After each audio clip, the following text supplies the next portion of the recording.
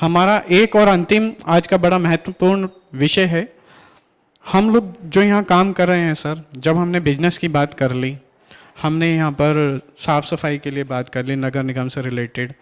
तो हमारा ना यहाँ व्यापार मंडल भी बड़ा इम्पोर्टेंट वर्क करता है सर। आसपास हमारे व्यापारी बहुत सारे लोग हैं यहाँ, और हरियाणा सरकार ने एक विंग बनाया है। जैसे हमारा इंडस्ट्रियल एक विंग है, उसी तरह से हमारा व्यापार मंडल भी एक बना हुआ है। तो व्यापार मंडल में इस समय गुरुग्राम से सलाहकार समिति के सदस्य हमारे आदरणीय श्री नवीन गुप्ता जी यहाँ मौजूद हैं। मैं जोरदार तालियों से सर आपका स्वागत करना चाहूँगा। कृपया आप भी मंच पर आएँ और समय की गरिमा को ध्यान में रखते हुए आप हमें अपने सुझाव दें। मैं निवेदन करना चाहूँगा सर आपसे, व्यापार मंडल के ऊपर जिस तरह से अभी सरकार ने, प्रशासन ने आपको उसका सलाहकार समिति का सदस्य बनाया, आपके सामाजिक कार्यों को देखते हुए, आपका प्रीवियस जितनी भी एक्टिविटी रही हैं, आपने प्रत्येक कार्य समाज की भलाई के लिए किया है और निरंतर कर रहे हैं। व्यापार वर्ग जो चाहता है प्रशासन से या आम नागरिक से, उसके विषय पर आप क्या कहना चाहेंगे और कैसे काम कर रहे हैं आप, प्लीज़? आज के इस आयोजन के लिए मैं नेशनल वुमेन वेलफेयर काउंसिल का जो है बहुत बहुत धन्यवाद दूंगा कि उन्होंने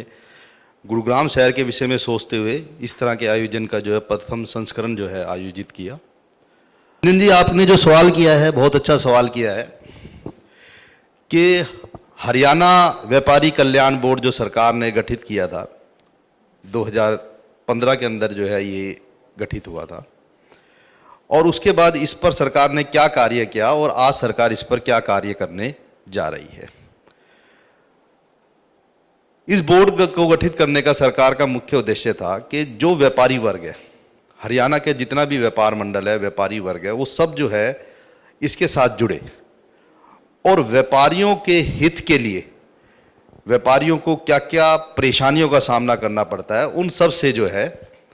सरकार ने एक सेतु बनाने का काम किया व्यापार मंडल बोर्ड को बना के, कि वो व्यापारियों की समस्याओं को सरकार के सामने रखे, सरकार को उससे अवगत कराए, ताकि सरकार जो है व्यापारियों की भलाई के लिए कार्य कर सके। पिछले 4-5 सालों के अंदर जो है व्यापार मंडल के हमारे प्रधान जो रहे, चेयरमैन जो रहे, उन्होंने इसके ऊपर कुछ कार्य किए और वर्तमान के अंदर रामनिवास गर्ग जी और बजरंग जी जो इसके ऊपर काफ़ी कार्य कर रहे हैं। उसमें से कुछ जो कार्य हैं वो मैं आपको आज बताना चाहूँगा। एक तो सरकार ने जो है व्यापारियों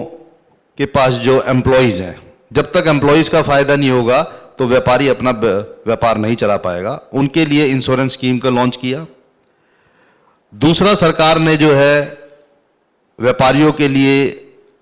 एमएसएमई इंडस्ट्रीज़ के लिए खासकर जो है एक लोन फैसिलिटीज़ की जो है चीज़ों को प्रोवाइड कराया। तीसरा, जो सबसे अच्छा जो है सेंट्रल गवर्नमेंट की तरफ से भी अप्रूव हो चुका है कि अगर व्यापारी कोई सेल परचेज करता है और उस सेल परचेज के अगेंस्ट में अगर 90 दिन के अंदर उसका पैसा वापस नहीं आता है तो वो सरकार से जो है अपने पैसे का क्लेम कर सकता है और सरकार 75% पैसा उस टोटल इनवॉइस का व्यापारी को बिजनेस सुचारू रूप से चलाने के लिए अपनी तरफ से देगी। इस तरह की जो है सरकार को हमने लिखा भी है और अभी अभी जो है एक अमेंडमेंट्स है ये जो कि आज ही आई है कि जीएसटी की चोरी रोकने के लिए, ये मैंने ऑलरेडी सरकार को लेटर लिखा था और सेंट्रल गवर्नमेंट को भी हमने लेटर लिखा था। तो इस जीएसटी चोरी रोकने के लिए सरकार ने आज ही अमेंडमेंट्स की है कि जो भी व्यापारी वर्ग जीएसटी चोरी करेगा उसकी जो है इंक्वायरी, उसकी चोरी से रिलेटेड, टैक्स चोरी से रिलेटेड इंक्वायरी ईडी करेगा। इसका उद्देश्य यह है कि जब तक सरकार के पास रेवेन्यू नहीं होगा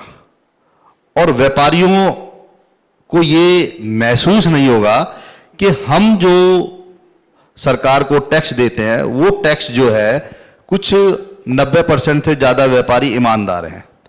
और कुछ व्यापारी, हमारे व्यापारी भाई ऐसे भी हैं जो कि कुछ टैक्स चोरी करते भी हैं, जिसके कारण वो 90% व्यापारी जो कि बिजनेस ईमानदारी से करना चाहते हैं उनके लिए परेशानियां होती हैं और उनको ये लगता है कि यार फलाना आदमी जो है टैक्स चोरी करके इतने पैसे कमा रहा है और मैं टैक्स देने के बावजूद भी जो है मैं इस तरह की जो है प्रॉफिट नहीं गेन कर पा रहा।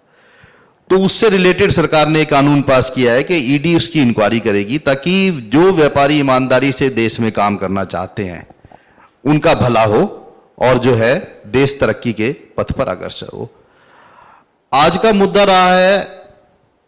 संकल्प गुड़गांव का, जो कि बहुत ही अच्छा मुद्दा है कि हमें गुरुग्राम के लिए क्या करना चाहिए। मैं इसमें सभी भाइयों की, सभी मेरे माननीय लोगों की बातें सुनी और मैं आदित्य राज जी का ध्यान इस चीज में दिलाना चाहूंगा, क्योंकि वो गुरुग्राम के अंदर बहुत पुराने हैं, कि हमें सरकार से ये उम्मीद कर रहे हैं हम सब लोग कि सरकार को इस पर कार्य करना चाहिए। बिल्कुल अच्छी बात है, सरकार का फर्ज भी बनता है, कार्य करना भी चाहिए। लेकिन ये स्थिति पैदा क्यों हुई? इस स्थिति का पैदा होने का जो मेन कारण रहा वो रहा पुरानी सरकारें। पुरानी सरकारों ने अपने निजी फायदे के लिए इस शहर को एक ऐसा, चारों तरफ एक ऐसा जाल बुन दिया है कि वर्तमान सरकार ये गैस करने के अंदर असमर्थ है कि इस जाल को कैसे तोड़ा जाए। जो मल्टी स्टोरीज बिल्डिंग खड़ी हो गई, जो धर्मेंद्र जी ने कहा कि जो रास्ता बिल्कुल ब्लॉक हो चुका, उस पर सरकार अभी तक ये विचार करने में जो है असमर्थ है। और उसके ऊपर जो है जीएमडीए भी अपनी प्लानिंग बना रहा है कि पानी की निकासी करने के लिए, कोई पानी के लिए कोई जो है जमीन खोद दे तो कुछ हल नहीं निकलना, बोरिंग कर दे तो कुछ हल है, कि उसकी निकासी के लिए जो वो रास्ता चाहिए, जो रास्ता इसको जाके नजफगढ़ ड्रेन में डालेगा, वो रास्ता कहां से पैदा करें? हम और आप लोग सब ये कह रहे हैं सरकार को वाटर हार्वेस्टिंग बना देनी चाहिए, सरकार को चौक चौराहे के ऊपर जहां जहां पानी इकट्ठा होता है वहां बना दे। उससे कोई हल नहीं निकलना, ये सरकार को भी अच्छी पता है, वो वेस्टेज ऑफ मनी होगा। क्योंकि जो पानी जिस तादाद के अंदर उस ड्रेनेज के, वो ड्रेनेज जो है करीबन 200 फुट गहरी है और वो भर जाती थी बरसात के अंदर, ठीक है। और इसका उदाहरण जीता जाता है, जितने भी अंडरपास बने वो उन अंडरपासों के अंदर 20-20, 30-30 फुट पानी जो है इजाद कर जाता है। तो केवल हम लोगों के ये कहने से कि जी सरकार को काम करना चाहिए, ठीक है, सरकार अपना काम कर रही है, लेकिन जो काम ऐसा हो चुका,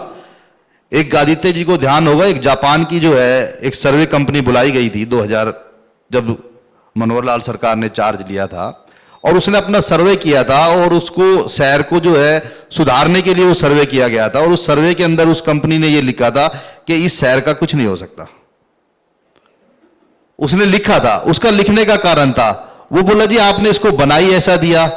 विदाउट प्लानिंग कि इसको जमीन से ऊपर लेके चलना था, आपने इसको बना ऐसे दिया तो इसका कोई जो है रास्ता नहीं निकल सकता। और आज की डेट में जो भी प्रशासन फेल हो रहा है उसका कारण यही है कि ये चीजें जो 2009 से पहले बन चुकी हैं, जो चीजें बेच दी सरकार ने, उसको ठीक कैसे किया जाए, सबसे बड़ा मुद्दा ये है।